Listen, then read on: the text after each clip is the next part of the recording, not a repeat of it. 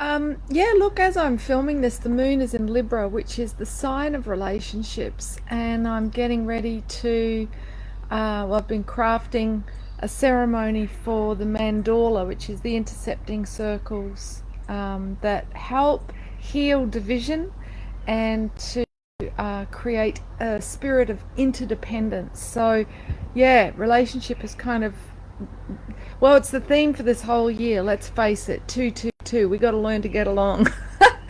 So I thought it was time to let you know that this week I've got a special happening just for this week, where I'm offering, you can get level 2, which is the Magdalene Training for women, and it teaches women how to assist other women through all their life transitions. So, you know, um, with every life stage, there's things that we need to identify and release so that we can embrace the next chapter wholeheartedly. And if we don't understand all the pluses of what it is that we're moving into, we tend to hold on.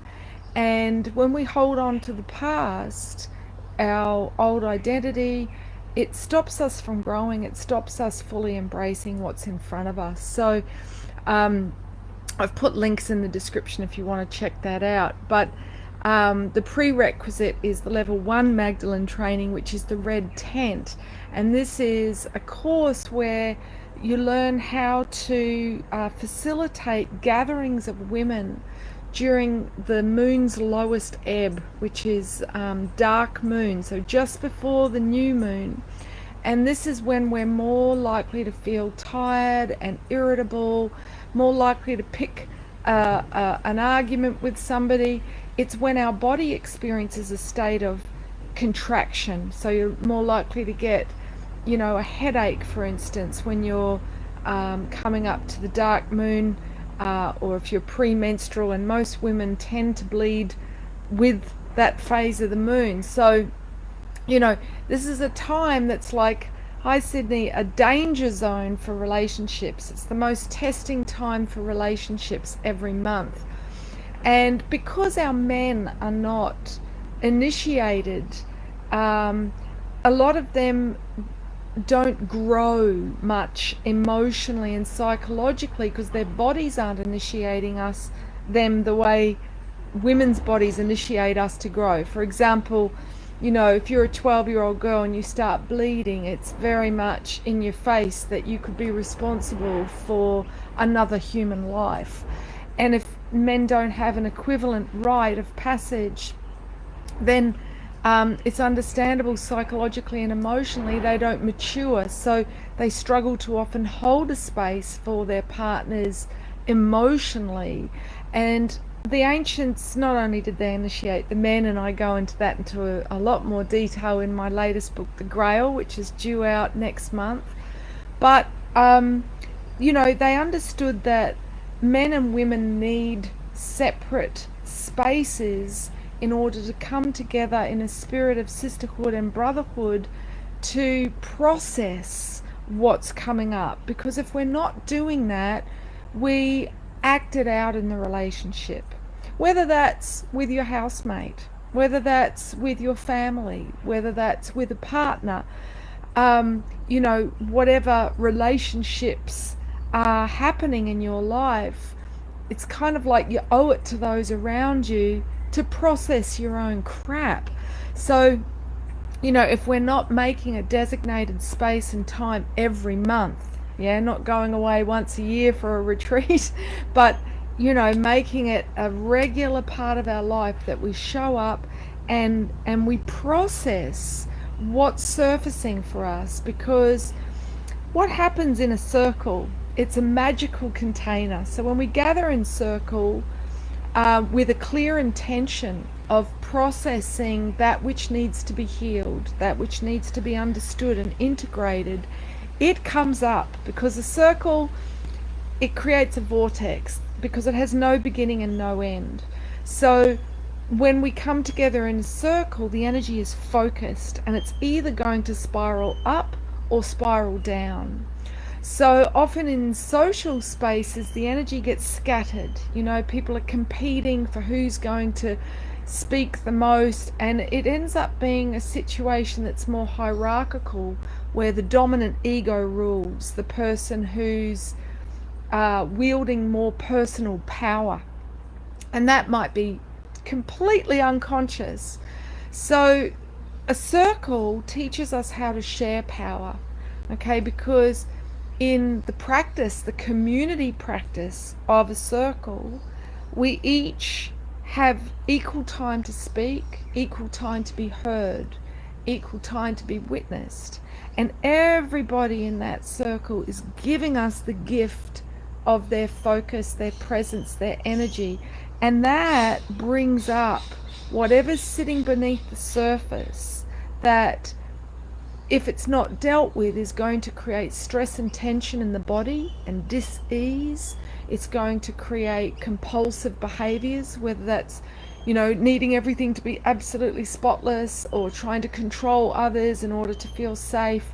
And these, again, are often unconscious, but it's what undermines the quality of our relating, of our home space, because it's those that are closest to us that really cop our disowned aspects, our unconscious, the wounded parts of us.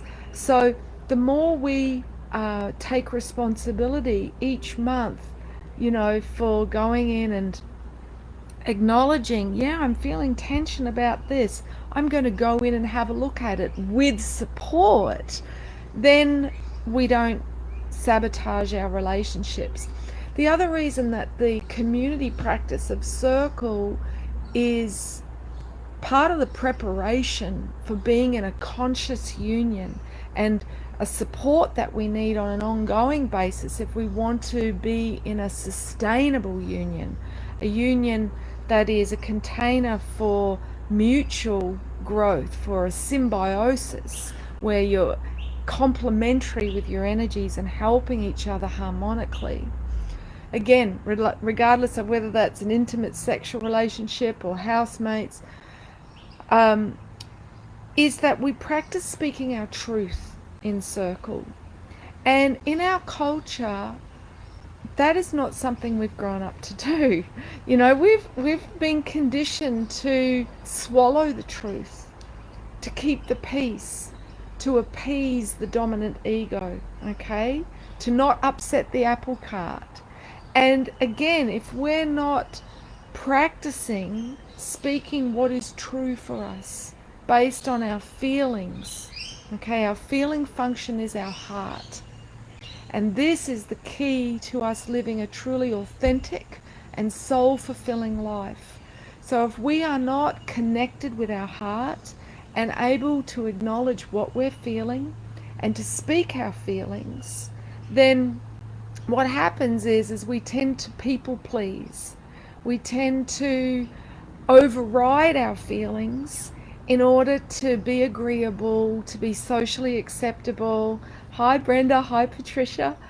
And that sets us up for a fall because we can't maintain that. Yeah, if we're prioritizing other people's needs over our own, at some point there's going to be a breaking point where we can't do it anymore. And that's likely to come around dark moon, okay, when the moon's at her lowest ebb for women. For men, it's more likely to be the month of winter solstice because men are governed by the sun and that's their lowest ebb.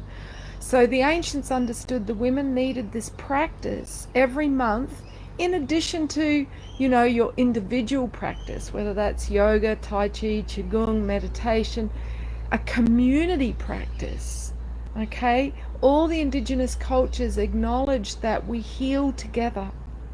So if you're somebody who, you know, tends to overgive and then fall in a heap and get sick, or, you know, appease everybody else's needs and put yourself last, or not speak your truth until it gets to a point where you just explode or implode in depression and the silent treatment, or dissolve in tears in private, or get sick, then this is a practice where you can, in a safe, supported, held, facilitated space, practice speaking what is true for you, so that you can bring that skill into your life, into your relationships, and have the courage, kuros, to speak from the heart what is true for you, risking conflict, risking rejection, risking being judged and disapproved of in order to be true to yourself.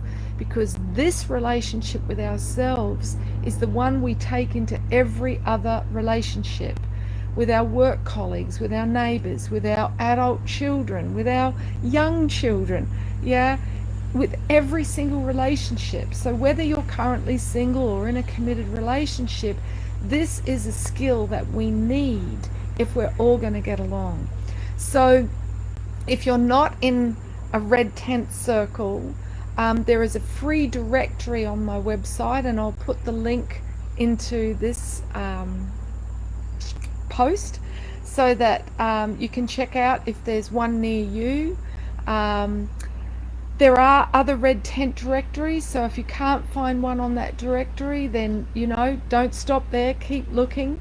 Not all of them are conducted in the same way. The way I train my facilitators is that it is a practice held at a specific moon phase of owning the shadow, of being accountable, a place where we don't just share what's happened in our life.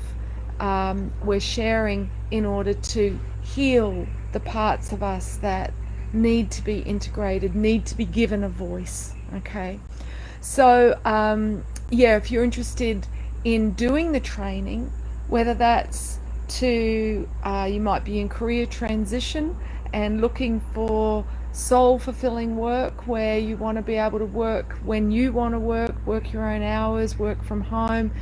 You can even do circles online. I facilitate 6 circles online every month for my students in all my courses. And in fact, in the Red Tank course, there is an option. If you want to sit with me in circle and have me personally facilitate you every month, then that's an optional bonus if you'd like. But to be able to learn how to facilitate this practice, whether it's just for you and your closest girlfriends, or maybe it's for you and your extended kin in your family, your nieces, your aunts, your mum, your grandma, your daughters. So, however it looks for you, but this is a practice that will support you emotionally and psychologically so that you're less prone to seek out support in dysfunctional ways, like binge eating, drinking from a place of, trying to self-soothe like a baby with a bottle, or distracting yourself, numbing yourself with whether it's compulsive behaviors like shopping or gambling or social media, Netflix, overworking. We do all these things because we're not getting enough connection in our life. And all the studies and statistics show connection is what heals addiction. So what is addiction? Well, that's just the inner child or the inner teenager saying, I haven't got enough emotional and psychological support.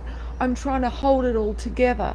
So if you need support, then it's out there, and I invite you to have a look at the links, and I'll also put the link in for the directory. But there's that special on this week only.